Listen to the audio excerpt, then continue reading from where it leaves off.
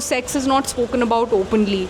There is hardly any sexual education, so young people do not know what is protected sex. Once they find out that they are pregnant, the boyfriend just deserts them. At least in the north, therapy is considered a taboo. Yeah, they're like, acha, you have to go for therapy, that means you're mad. Hello, my name is Subhadra. I am the writer and director of the film Second Chance. It's playing in the India Cinema Now section of International Film Festival of Kerala. I have actually watched this movie and this is so nice, and there are a lot to discuss about this movie. So in this movie, we portray about the pregnancy kind of spirit. Right now we have gone far with education and everything. Still, people think that pregnancy is concerned, which is before marriage is not at all acceptable, right? What do I feel is that, there are two things with regard to termination of pregnancy or abortion. One is the laws of the country. Now, if you might have heard, like America, it is a burning issue because there are different states that have anti-abortion laws, and governments are formed and broken on this. In India, we have a very forward Medical Termination of Pregnancy Act 1971, and it's actually one of the most progressive abortion laws in the world, so we should be proud of that.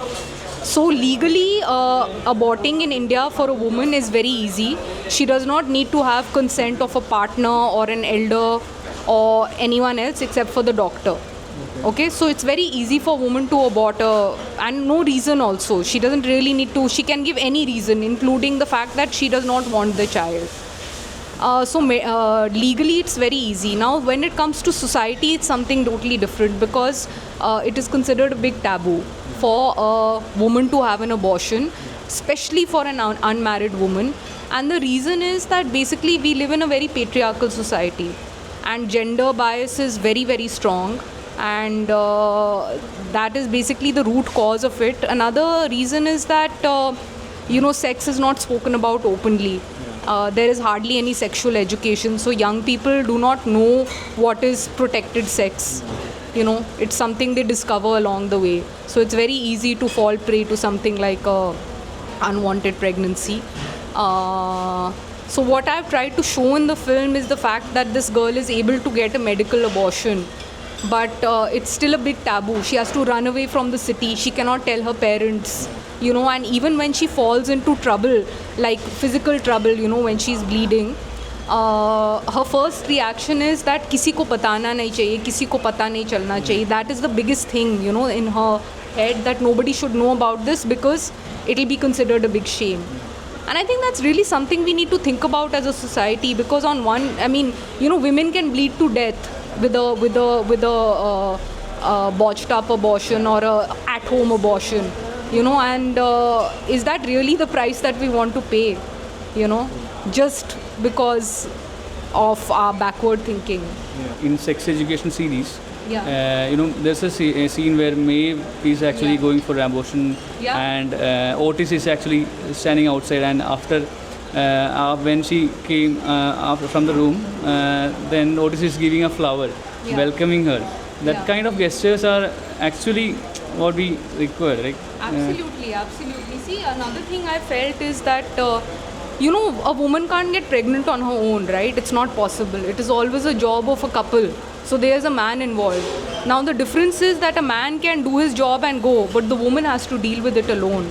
And unfortunately, I've seen many cases amongst my friends and, sisters, cousins, everything you want to say, where, once they find out that they are pregnant, the boyfriend just deserts them, which is what has happened in the case of Nia also. Like the boy, Kabir, who is obviously her boyfriend and they are in love and they are in a relationship, he has just ghosted her. Yes. He's not answering her calls, he's not answering her messages, he's blocked her on Instagram because he's just shit scared and because he knows that he can disappear. But she has to deal with it, right? And she has to deal with it from a physical point of view, medical point of view. She has to deal with what society is going to think of her, whether it's her parents or whether it's the town of Delhi where she's from or where she comes. And also, what are the emotional repercussions of having to terminate a pregnancy? It's not always a very easy decision for a woman. And I've tried to show that in Second Chance, that yes, she has gone ahead and terminated the pregnancy physically. But what is the emotional, you know, when is it going to go out? When is that trauma and that guilt and that doubt going to leave her? That was it the right thing she did or not? You know, it's something that is obviously tormenting her right till the end. In real life, Yeah. the story of a girl after a lady after abortion is a little more difficult. Like so, they will have a kind of regret or like the mixed emotions will be there. Yeah, And you know, also when deciding to abort, they also may have thought about that. You know, how what are the chances? Both two chances. With a child or without what? Yeah. So there are many kind of There are thoughts. too many They factors, yeah. too many factors. So in that position, it will be very difficult for a lady. First of all, as a partner, if someone is there, and also the society, as a society, if people are there, then it will be much more better, right? I think it's just about starting from the very basics of, you know, accepting sex, being able to talk about sex, having sexual education for young people. That's where it will start, and then also opening your eyes and ears and moving ahead a little bit with the times of modernity, because I mean, we are getting more and more educated and forward, but is that really the case? Yeah, that's what I would like to add on. Like when relating to this movie, there's a very old lady who doesn't have any kind of education, but she support the like Nia, right? Yeah. But what about the educated, you know, the so-called educated people? They are actually not at all being supportive and like her already parents, inclusive. for example, like you know that her parents are some well-to-do people because they have such a beautiful house, and you know you can make out whatever little you hear from their conversations, but she can't talk to them about it. You know, and if you remember in that conversation when she's fighting with her father, she says all you think about is what other people say. Yes. You know, so that's the obvious reason that she can't talk to them, and she's struggling even when she's calling that other friend Sheza on the phone to tell her what it is, because it's just such a big taboo, which it really shouldn't be, you know. And at this first part of the movie, a lady actually looking for a support from her friends and for else also, but they are actually being busy with different other things. Everybody's too busy with their own life. Yeah, so how can we, you know, what is a solution for this? Like people, including we, are busy with our own works. So if a person, if one of a friend need a help, so of course because of busy we can, you know, be a part of that or be with supporting us. So what are the things? We have just become so self-centered, and I think it's we really have to be open to you know, be there for others, to help others. That's the most important thing, you know. You have to be perceptive enough to see when a situation is, there's something wrong and a person is reaching out to you for help. You must try to do what you can to help. Maybe therapy kind of things, since people are very busy. Yeah. Therapy could, you know. Therapy is great, but again, therapy is considered, at least in the north, therapy is considered a taboo. Including here, yeah. Yeah, they're like, acha, you have to go for therapy, that means you're mad. So that's a very wrong attitude, you know. Because therapy, I think all of us, no matter in which stage of life we are and what we're doing, all of us should be in therapy for various things. You know, it's just going to make us better human beings. It's going to make us easier for us to function. Perspective of Diya, actually she learns his solitude from that kid. Yeah. So solitude is such a great thing which every people, like every one of us have to, you know, aware of and try to enjoy it, right? Yeah. But but the society is actually treating solitude as why you know, people maybe ask why you are sitting alone, you know, or spending yourself. Come chill and get party kind of things. So And you see what happens to Nia in the party, right? yes. So what is it, how much important be aware of the solitude, like enjoying ourselves? It's a very fine balance. I think to stay sane in this mad and chaotic, hectic world, we need to be able to find that solitude. Now, Nia finds it in the nature of the mountains. Maybe none of us, not all of us, have that opportunity or that privilege to run away and have a beautiful house to be in alone. So I think it's up to all of us to be able to find that place of peace. You know, it can even be one tree in your garden where you can sit under. It can be a song, your favorite song from your childhood that you listen to, and you find that place of peace. And solitude is important to maintain your sanity.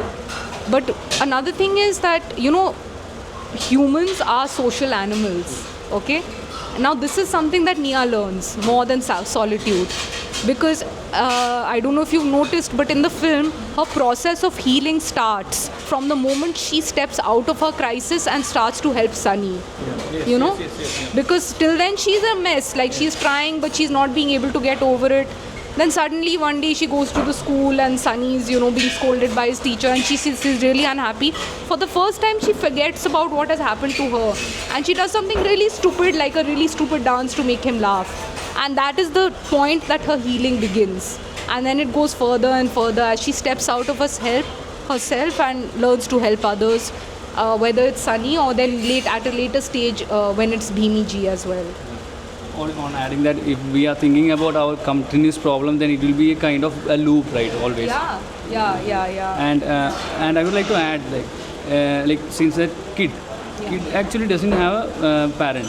Yeah. And he doesn't have a mother. Mother. Yeah. So and also at the same time, Dia is having parent, but they are not at all supportive or not at all understanding, or even they're disconnected. Yeah, Disconnected. yeah. Both of the people are actually disconnected, and also they are actually pushing Dia into a world where what she have to achieve. Like in the business also, they are the two things which they have actually planted into her brain, right? Yeah. So when comparing with that child, so it is different. And when comparing with Dia, it's different. So what your take on the parenting? I think it's firstly very scary to be a parent in today's world, you know. And when I look back at my parents had me when they were quite young. I think all our parents had us when we were quite young. And it's such a huge responsibility to bring a human life into this world and to raise the child, especially as days are getting more and more complicated. Like if I see all my nieces and nephews, the first thing they learn is how to operate a smartphone, you know. So it's like, it's quite crazy and it's quite difficult to be a parent. So I don't want to be judgmental, but you have to an institution also to teach. Exactly. And I think a lot has got to do with our educational system also. You know, we're constantly studying and trying to be better in terms of, like, in a very capitalistic mindset. You know, you have to be the best so that you can in school, so that you can get the best job, and then you can earn lots of money and you will buy a house and you will buy a car, and that is the key to happiness. Is that really the key to happiness? Do you think people who have the biggest houses and the biggest cars in the world are happy?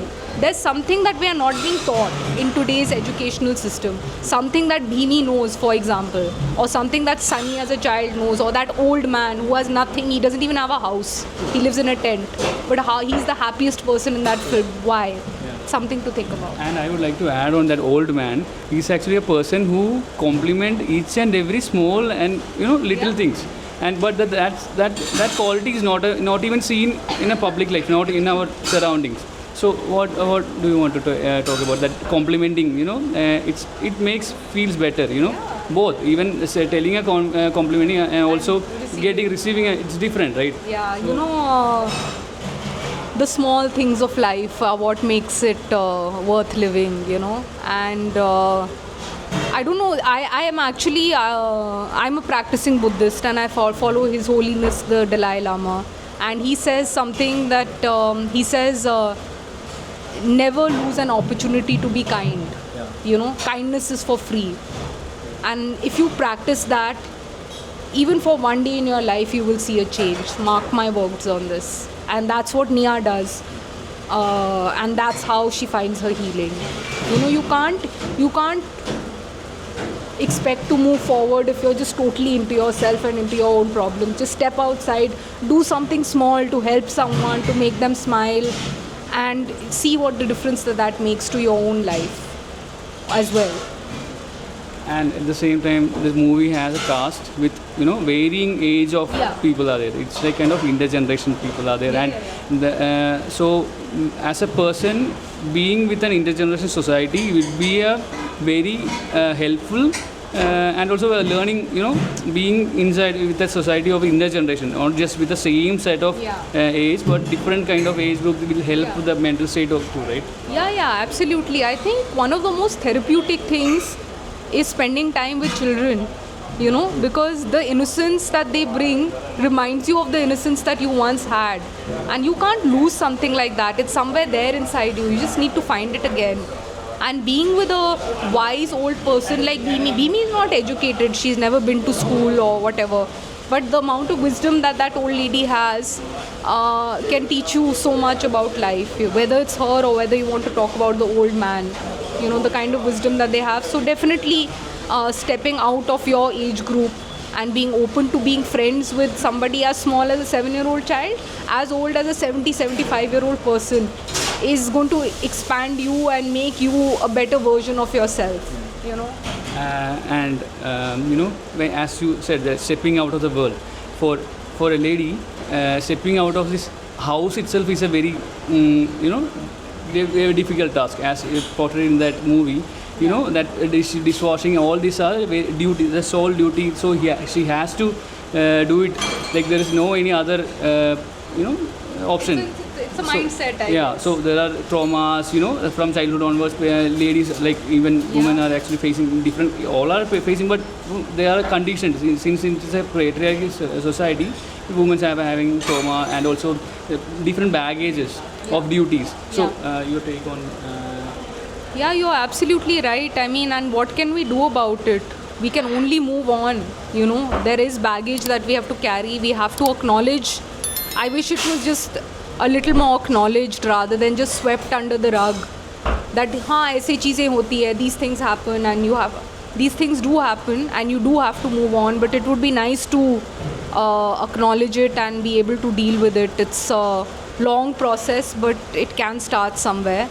As far as Bimi is concerned, it's like a lady like her has faced so many hardships at every point of her life. Her morning she wakes up at 5 o'clock, goes with the cow to take care of the cows, then she works in the orchard, then she looks after this small child, and then she's working all day from day to night. Even if it's winter, she knows she has to wash the dishes. So but look at her mindset. It's just like move on. Like it's I mean, if I keep telling myself that the water is cold, who is going to wash these dishes, is what she says. It just says it in that one thing. That so much of power is there in your own mind. And as soon as you are able to conquer that power, then everything, all the external circumstances around you become possible. Yeah. And last question. I know you don't have much time, but the very last question. Yeah. By the point of you as a writing this story, it's like movie portrays different kind of emotions of different childhood, like different age groups. So how can you even once I just spent 1.5 hours watching that movie, I felt like very overwhelmed and kind of different emotions. And since being writing the story, and you are actually going through each and everyone's emotions and stories, right? How is that, the journey of your writing and, that going through that each of emotions of different people? Could you share about that? It's a very overwhelming thing, and it can be very exhausting at times. But at the end of it, you do come out of it stronger with more perspective. And see, Nia is somebody who's close to my age group and my class and my generation and my gender. So maybe her reality might be something that I'm living on a day-to-day basis. But yes, once I was 7 years old and I was a small child in the Himalayas, in a Himalayan village. So I have lived that life that Sunny has lived. It's just about having the power to reconnect with that. And I was very close to my grandmother while growing up, my Nani. And whatever memories I have of her and all the things that she had taught me very subtly. She never used to, like Bimi, she never used to, give you lessons and all. She'll say everything in the form of a joke. But the moment you think about what she said, it makes so much sense. And so that's about the few different perspectives of the different age groups and different people that you see in the film. Actually, Actually, thank you for that movie, and thank you for inviting us, and thank you for spending us this time. Thank you so much. Really grateful. We are really grateful, and keep do your work because it makes different impact in society. So I keep hope coming. so. I hope so. I think cinema is a tool, a very powerful tool to create positive changes in society and for the development of the collective consciousness of people or of individuals. So yeah, I do hope to be able to continue. Thank you for your compliments. All the best. Thank you.